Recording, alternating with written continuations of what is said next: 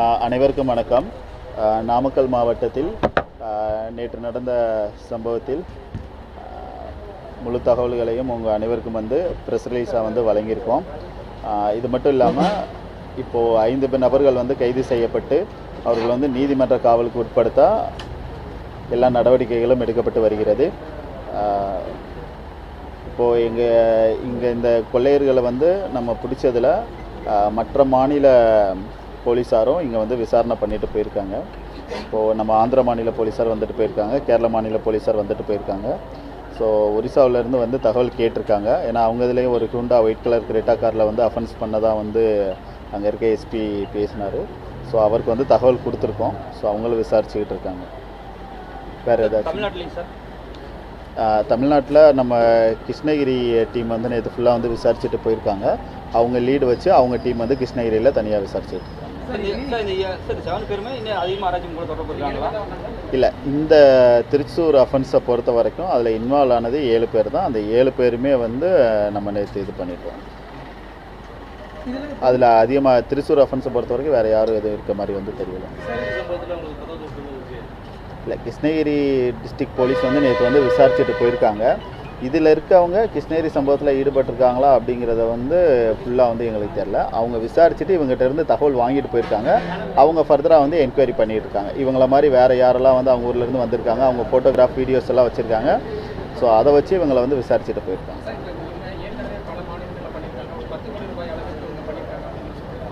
இல்லை, இவங்களுக்கு வெவ்வேறு மாநிலங்களில் வழக்கு இருக்குது. இவங்களுக்கு ஆல்ரெடி மகாராஷ்டிராவில் ஒரு வழக்கு இருந்து அதில் அவங்க ஜெயிலில் இருந்துட்டு வந்திருக்காங்க. இதில் இருக்க எல்லா நபர்களுக்குமே நிறையா வழக்கு இருக்குதுன்னு சொல்ல முடியாது. ஒரு சில நபர்களுக்கு வழக்கு இல்லாதவங்களும் இருக்காங்க. ஒரு வழக்கு 2 வழக்கு உள்ளவங்களும் இருக்காங்க. ஒருத்தருக்கு 4-5 வழக்கு இருக்குது. அந்த மாதிரி இருக்குது. இல்லை, எஸ்டிமேஷன் அவங்க சொல்கிறது நாங்கள் இந்த இடத்துல பண்ணியிருக்கோன்றதை சொல்லியிருக்காங்க. அதில் ஒவ்வொன்றிலையும் எவ்வளோ அமௌண்ட்டு போச்சு அப்படிங்கிறத அந்தந்த மாநில போலீஸார்ட்ட கேட்டால் தான் நமக்கு தெரிய வரும். இல்லை, எங்களை பொறுத்தவரை நாங்கள் விசாரித்த வகையில் அவங்களோட எஜுகேஷனல் குவாலிஃபிகேஷன் ஃபுல்லாக சொல்ல முடியாது. சில பேர் படிச்சிருக்காங்க, ஒரு சில பேர் 3rd ஸ்டாண்டர்ட் படித்தவங்களும் இருக்காங்க. சார், இப்போ தொடர்ந்து கேரளாவில் நடைபெற்ற ஒரு கொள்ளை சம்பவமாக இருக்குது. இந்த நிலையில் இப்போ நம்ம நாமக்கல் மாவட்டத்தை பொறுத்தவரை ஏடிஎம்மில் எது மாதிரியான பாதுகாப்பு நடவடிக்கைகள் எடுக்கணும் காவல்துறை சார்பில்? எஸ், இப்போது இதுதான் நாங்கள் அடுத்த கட்ட நடவடிக்கை எடுக்க போகிறோம். இப்போ நம்மளோட ஏடிஎம் சென்டர், எல்லா ஏடிஎம் சென்டர்லேயும் அவங்க பாதுகாப்பு உபகரணங்கள் நிறையா பொறுத்திருக்காங்க. ஃபார் எக்ஸாம்பிள் சிசிடிவி கேமரா பொறுத்திருக்காங்க, அண்ட் அலாரம் சிஸ்டம் வச்சுருக்காங்க, ஸ்மோக் டிடெக்ஷன் சிஸ்டம் எல்லாமே வச்சுருக்காங்க. பட் வச்சுருந்தாலும் அது சரியான விதத்தில் ஃபங்க்ஷன் ஆகுதா, அதுலேருந்து மெயின்டெனன்ஸ் இருக்கா அப்படிங்கிறது ஒரு சின்ன கேள்விக்குறி இருக்குது. அவங்க இன்ஸ்டாலேஷன் பண்ணிவிட்டு போயிடுறாங்க. பட் அடிக்கடி அதை மந்த்லி ஒன்ஸோ இல்லை 2 months ஒன்ஸோ அந்த மெயின்டெனன்ஸை பார்த்துக்கிட்டு இருக்கணும். அது மட்டும் இல்லாமல் முக்கியமான இடங்களில் நாங்கள் செக்யூரிட்டி ஃபிசிக்கலாக வர சொல்லி அவங்களுக்கு அறிவுறுத்தியிருக்கோம். அதாவது சில ATM particular type of ATM மிஷின்ஸில் சில குறைபாடுகள்லாம் இருக்குது. ஏன்னா அவங்க அந்த டைப் ஆஃப் ஏடிஎம் மட்டும்தான் அட்டாக் பண்ணுறாங்க. ஸோ அந்த மாதிரி ஏடிஎம்ஸ் எங்கெங்கெல்லாம் நிறுவியிருக்காங்களோ அதுக்கெல்லாம் இன்னும் கொஞ்சம் பாதுகாப்பு ஏற்பாடுகள் இன்னும் அதிகரிக்க சொல்லி நம்ம எல்லாத்தையும் இது பண்ண போகிறோம். நம்ம ஒன்ஸ் இவங்களோட ரிமாண்ட் ஒர்க் முடிஞ்சது அப்படின்னா நம்ம மாவட்டத்தில் இருக்க அனைத்து பேங்க் ஏடிஎம்ஸ் யாரெல்லாம் ஆப்ரேட் பண்ணுறாங்களோ பேங்கிங் செக்டாரில் இருக்கவங்களே கூப்பிட்றோம். அந்த ஏடிஎம் எல்லாமே ஆப்ரேஷன் பண்ணுறதுக்கு அவுட் சோர்சிங் பண்ணியிருக்காங்க.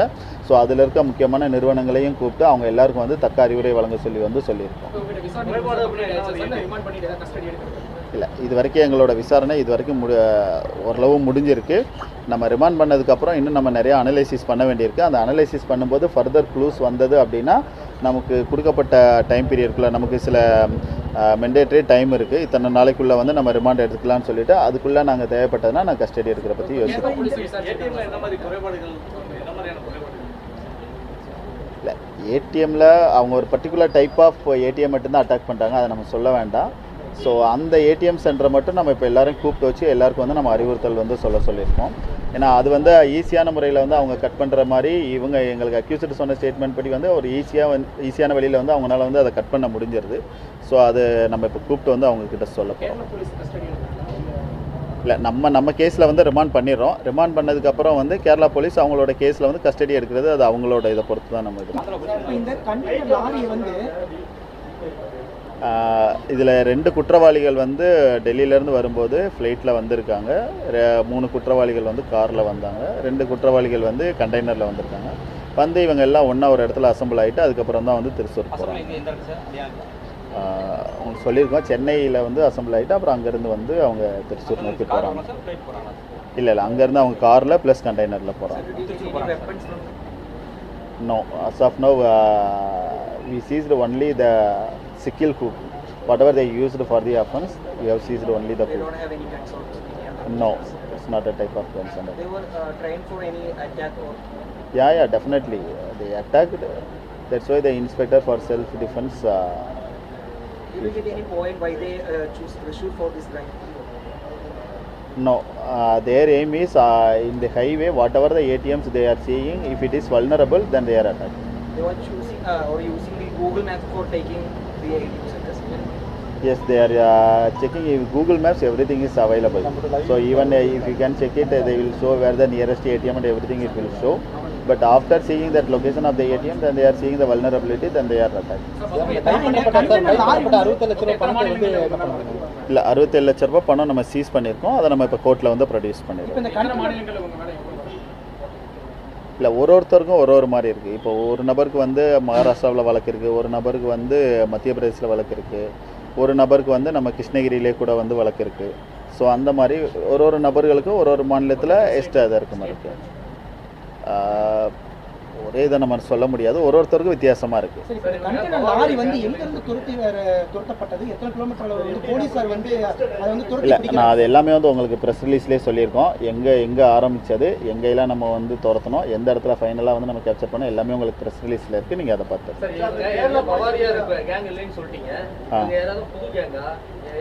இல்லை இவங்க கேங் அப்படின்னு சொல்ல முடியாது. They are from Mewat area. Mewat அப்படிங்கிறது வந்து நம்ம ஹரியானா அண்ட் அந்த ராஜஸ்தானோட பார்டரில் இருக்க ஒரு ஏரியா. அங்கே 2-3 மாவட்டங்கள் இருக்குது. இவங்க எல்லாருமே வந்து 2-3 மாவட்டங்களை சேர்ந்தவங்க. தேங்க்யூ. இல்லை அப்படி நம்ம சொல்ல முடியாது. நம்ம அன்றைக்கி வெஹிக்கிள் செக் பண்ணும்போது நம்ம பர்டிகுலராக சில நமக்கு வந்த இன்ஃபர்மேஷன் அடிப்படையில் ஒரு சில கண்டெய்னர்ஸை நம்ம நிறுத்தி செக் பண்ணுறோம். அப்படி தான் வந்து நமக்கு இவங்க கிடைக்கும்.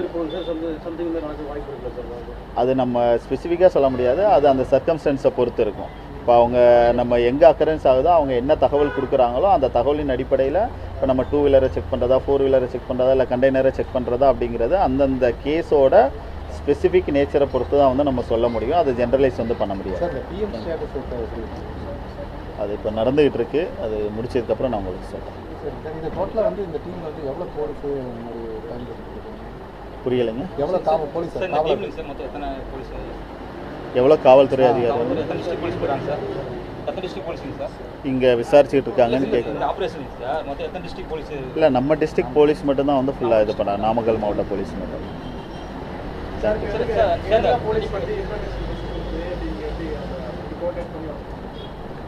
இல்லை கேரளா நமக்கு வந்து நேற்று காலையில் வந்து நமக்கு கேரளா போலீஸ்லேருந்து தகவல் வருது. இந்த மாதிரி வந்து எங்கள் திருச்சூரில் இந்த மாதிரி ஒரு அஃபென்ஸ் நடந்தது.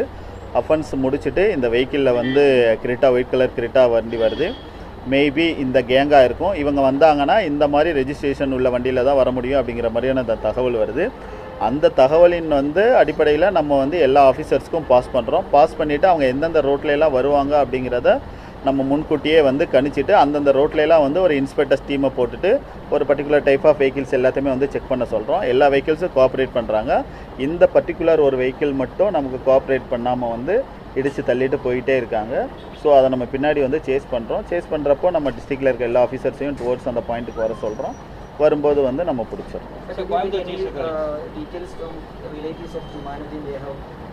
No, that's we are inquiring. It's an inquiry stage, so we can't reveal much.